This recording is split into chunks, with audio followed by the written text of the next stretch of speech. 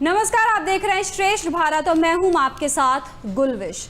बड़ी खबर आपके फेवरेट ब्रांड एमडीएच और एवरेस्ट से जुड़ी हुई आ रही है। जी हां, सिंगापुर और हांगकांग में भारतीय मसाला कंपनी एमडीएच और एवरेस्ट के 4 मसालों पर बैन लगा दिया है।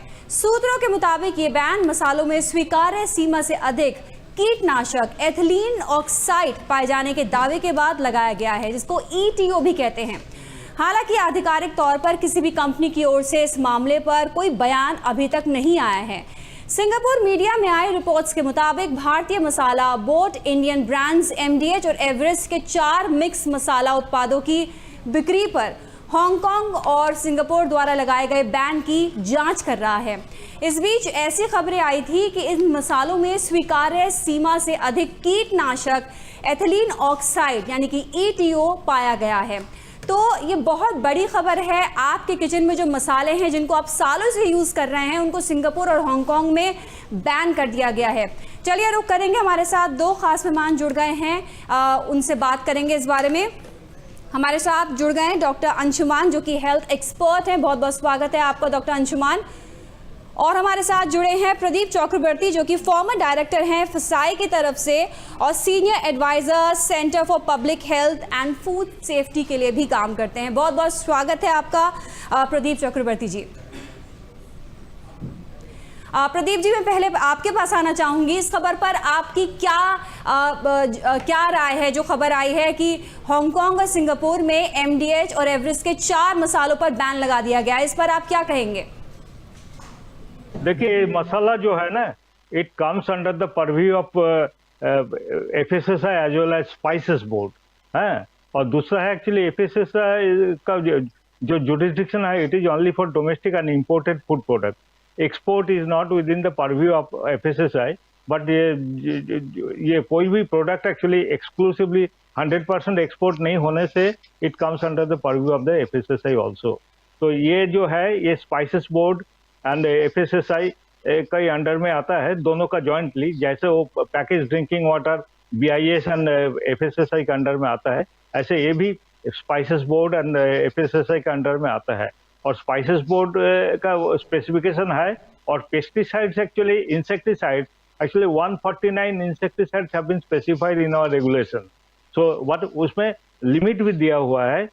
If it is within the permissible limit then there is no problem from FSSAI side, but if it is not within the permissible limit, then it is a problem and the product could not have been exported. Pradeep ji, permissible limit में इसमें नहीं है, तभी Hong Kong और Singapore में ban किया गया है। परमिसिबल लिमिट से ऊपर है। हाँ, ऊपर है जी, परमिसिबल लिमिट से ऊपर है। ये नहीं होना चाहिए। और एक्सपोर्ट इंस्पेक्शन काउंसिल जो है, EIC, export inspection agency, they also जज the product before export. Every export what the consignments are tested by EIA also, and on the basis of their certificate export can be performed. So this is the procedure. So ये FSSAI को ये domestic problem नहीं है बोल के FSSAI उसमें ध्यान नहीं दिया, बट अभी तो देना पड़ेगा, क्योंकि इसका कुछ प्रोडक्ट चेक्स एंड रेगुलेशंस की कमी है। ब्रांड्स पे जितना चेक होना चाहिए, क्या उतना हो रहा है? नहीं हो रहा है। बट ये दोनों अथॉरिटी के अंडर में है, spices board as well as FSSAI and also export inspection council EIA। तो ये इसीलिए शायद ये प्रॉब्लम हुआ होगा। बट ये चेक्स और स्ट्रिक्टली होना चाहिए था, लेकिन हुआ नहीं। डॉक्टर अंशुमान, मैं आपके पास आना चाहूंगी। यहाँ पर हम हांगकांग, इंडिया, सिंगापुर, हम बाउंड्रीज की बात नहीं करेंगे। हेल्थ सबकी होती है। अगर हांगकांग और सिंगापुर में ये पाया गया है कि परमिसिबल लिमिट से ऊपर है, और अगर एमडीएच और हम ये 2 मसालों की बात कर रहे हैं, इनके 4 मसाले हैं जिन पे बैन लगाया गया है, उसके बारे में हम आगे बताएंगे प्रोग्राम में। तो यानी कि सालों से इंडियंस इनको कंज्यूम कर रहे हैं ये सोच के कि ये बहुत सेफ है, हम घर का खाना बना रहे हैं। ये तो बहुत बड़ा धोखा है इंडियंस के साथ भी। जी गुलविश, जस्ट दर्शकों के लिए मैं शुरुआत से ये समझा देता हूं कि इसको इंसेक्टिसाइड की तरफ फैलाया जा रहा है। इथिलीन ऑक्साइड है क्या? इथिलीन ऑक्साइड का इस्तेमाल मेडिकल में कुछ ऐसे इक्विपमेंट्स होते हैं जिसको स्टरलाइज करने के लिए, मतलब पैथोजन बैक्टीरिया से फ्री करने के लिए किया जाता है। मतलब इतना डैमेजिंग है। इसके पास लिविंग ऑर्गेनिज्म छोटा आएगा तो मारा जाएगा इथिलीन ऑक्साइड। मसाले में इस्तेमाल एज ए स्प्रे भी किया गया, कि ताकि मसाले पे कीट ना आए, और साथ में इसको प्रिजर्व करने के लिए किया गया ताकि लंबे समय तक मसाला चले। इसके लिए किया। अब देखिए, एक आम पब्लिक के दृष्टिकोण से मैं पूछता हूं कि WHO कह रहा है यूनिवर्सल हेल्थ की बात करें, हेल्थ फॉर ऑल, और ये क्या है हेल्थ से खिलवाड़? FSSAI, export council, spices board, public को इससे BIS, इससे क्या मतलब? पब्लिक को चाहिए कि एजेंसी है गवर्नमेंट की तो मुहैया करे कि गुणवत्ता के पैमाने पे खरी चीज उसके कंजम्पशन के लिए आए, क्योंकि पब्लिक के पास लेबोरेटरी नहीं है, पब्लिक के पास इसका ज्ञान नहीं है कि क्या शुद्ध है, क्या खाएं क्या ना खाएं। लेकिन ऐसा नहीं हुआ। ये तो सिंगापुर की एजेंसी, हांगकांग की एजेंसी ने पकड़ लिया। इंडिया में क्यों इसी क्राउड के, इसी लॉट के मसाले को इंडियन खा रहे हैं इतने समय से? तो इंडिया में कभी चेक हुआ? दूसरा, जब FSSAI के डिटेल में जाएंगे आप उनकी वेबसाइट पे कि मसाले में क्या क्या चेक करते हैं, तो उसमें इथिलीन ऑक्साइड का जिक्र नहीं है, इंसेक्ट डैमेज मैटर का जिक्र है, इथिलीन ऑक्साइड का जिक्र नहीं है, कि चेक ही नहीं करते हैं। ये बाहर की एजेंसी ने चेक किया, इसलिए पकड़ा गया। डॉक्टर अंशुमान, आप कैंसर स्पेशलिस्ट भी हैं, थोड़ा आप दर्शकों को बताइए, क्योंकि लोग समझ नहीं पाते कि हम ये जो नाम ले रहे हैं कितने खतरनाक है। ये जो इथिलीन ऑक्साइड है, जो कि ग्रुप 1 कार्सिनोजन है, इंटरनेशनल एजेंसी ऑफ रिसर्च की तरफ से बोला गया है कि ये ग्रुप 1 कार्सिनोजन की कैटेगरी में आएगा। कितना खतरनाक है ये, इससे क्या हो सकता है, पहले ये बताइए दर्शकों को। जी, इथिलीन ऑक्साइड से कैंसर की बात डिटेल समझाता हूं। IARC ने जो क्लासिफाई किया ग्रुप 1 कार्सिनोजन, इसके अलावा खून की कमी का होना, नसों का डैमेज होना, जिसको न्यूरोलॉजिकल न्यूरोपैथी बोलते हैं, नसों का डैमेज होना, ट्रांसप्लेसेंटल, अगर गर्भवती महिलाओं का एक्सपोजर हो तो बच्चों पे डैमेज हो रहा, बच्चा मेंटली रिटार्डेड पैदा हो सकता है, वहां से आके कैंसर। कैंसर में लिम्फोप्रोलिफरेटिव डिसऑर्डर, मतलब लिम्फोमा, लिपेमिया, जिसको आम भाषा में कहें तो ब्लड कैंसर, इसका रिस्क बढ़ेगा।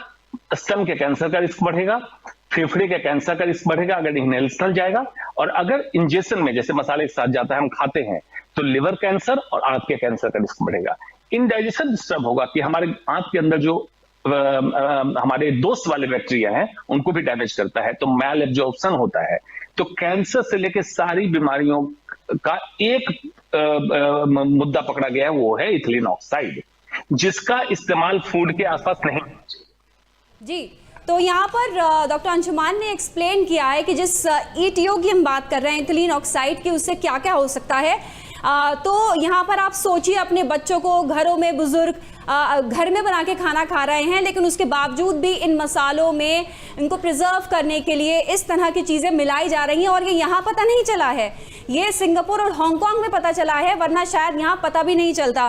प्रदीप जी, मैं आपके पास आना चाहूँगी, कहाँ कमियाँ आप देख पा रहे हैं? जब हांगकांग और सिंगापुर में पता चल सकता है, ये तो यहाँ के मसाले हैं, इन पर तो, इन ब्रांड्स पर पूरा चेक इन रेगुलेशन होना चाहिए, चेक इन बैलेंस करना चाहिए, लगातार इन पर चेकिंग होनी चाहिए, तो क्या ये नहीं हो रही है?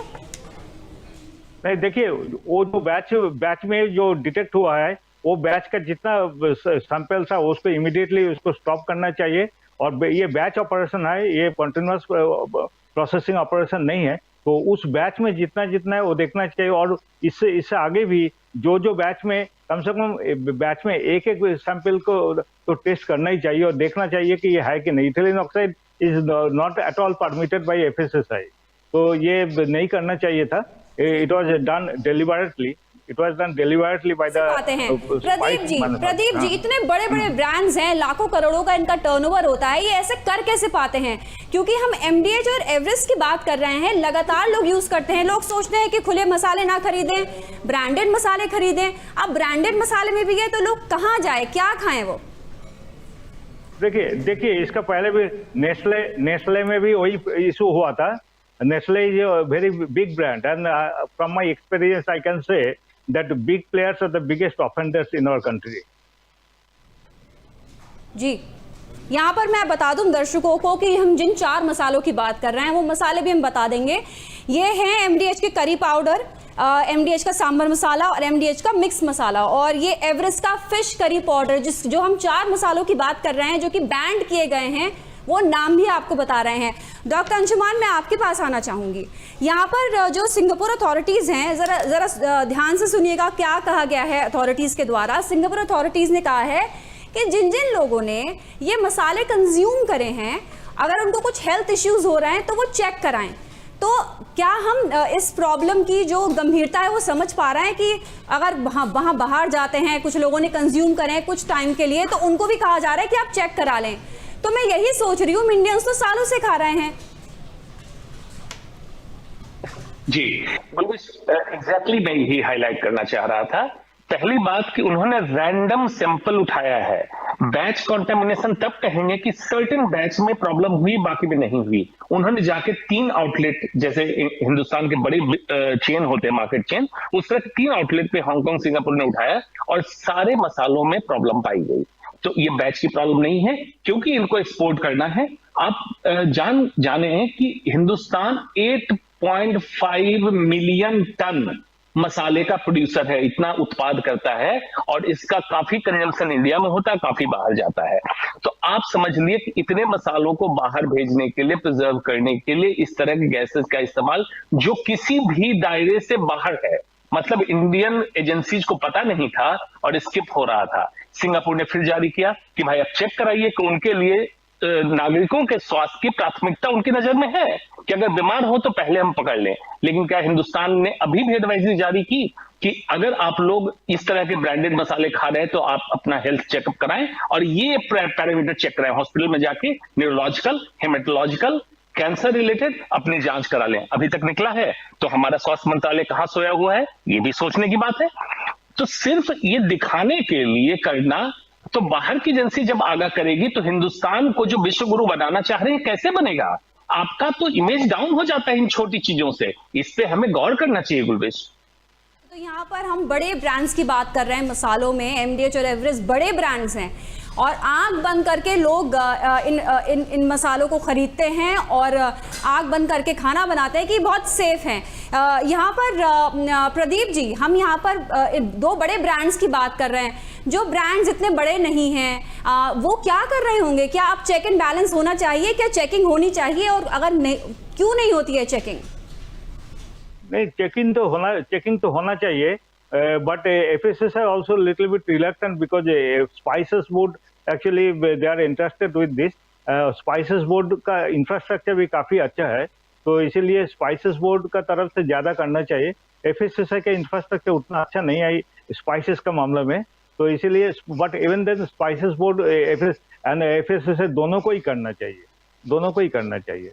आइए, लेकिन मैं प्रदीप जी, क्योंकि आप फॉर्मर डायरेक्टर रहे हैं FSSAI में, तो मैं जानना चाहूंगी अगर इस तरीके से चीजें पाई जाती हैं तो आगे क्या होता है? कितना स्ट्रिक्ट एक्शन लिया जाता है ब्रांड्स पर कि आगे वो ये ना करें? क्या होता है? नहीं, हमारा सेक्शन 54 से 64 तक food safety and standards act 2006 में काफी सारी प्रोविजंस है और इसमें ग्रेडेड पेनल्टी भी है according to the gravity of offence. तो ऐसे ही एक्शन लेना चाहिए as per FSS act 2006। Pradeep ji, आपको लगता है कि एमडीएच और एवरेस्ट के सारे जो मसाले हैं उनका चेक होना चाहिए इस समय? क्योंकि रैंडम अगर 4 का हुआ था तो 4 में पाया गया है, तो आपको क्या लगता है कि बाकी मसालों पे भी होना चाहिए जो इंडिया में कंज्यूम किए जाते हैं इतनी बड़ी मात्रा में?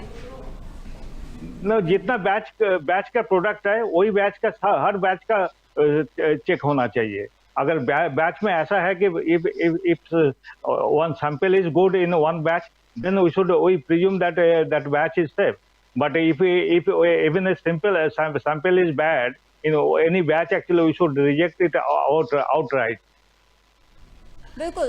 यहाँ पर डॉक्टर अंशुमान, मैं आपके पास आना चाहूँगी क्योंकि यहाँ पर हम सारे मसालों की और उनकी गुणवत्ता की बात कर रहे हैं। आपको क्या लगता है कितनी बड़ी ये समस्या है? क्योंकि हम सिर्फ एक ब्रांड की बात कर रहे हैं, 2 ब्रांड की बात कर रहे हैं, यानी कि ब्रांड्स इस बात का ध्यान नहीं देते हैं कि सेहत पे क्या असर पड़ेगा। प्रिजर्व करने के लिए जो उनको लगता है वो कर रहे हैं और कोई चेक बैलेंस तो नहीं है, तभी ये हो रहा है। कुलवेश, इसको समझने की जरूरत है, इसको ऐसे समझने की जरूरत है कि देखिए, ब्रांड या कुछ भी जितना ज्यादा एडवर्टीजमेंट कर रहे हैं तो सीधी सी बात है वो ट्रैक कर रहे हैं या कंज्यूमर साइकोलॉजी को प्ले करना चाह रहे हैं। ब्रांड हर समय व्यापार करना चाहेगा, वो करेगा। 2 लेवल पे हमें सतर्क कहां होना है। सिटीजन, नागरिक को, क्योंकि कंज्यूमर है, वो पैसे दे रहा है, उसको जागरूक होना है, उसको डिमांड करना है, स्वास्थ्य को प्राथमिकता, मतलब वो स्वस्थ रहे, इसकी प्राथमिकता उसके दिमाग में आनी चाहिए। पहली बात, मंदिर, मस्जिद और 370 के अलावा ये भी मांगना शुरू कर दे, पहला।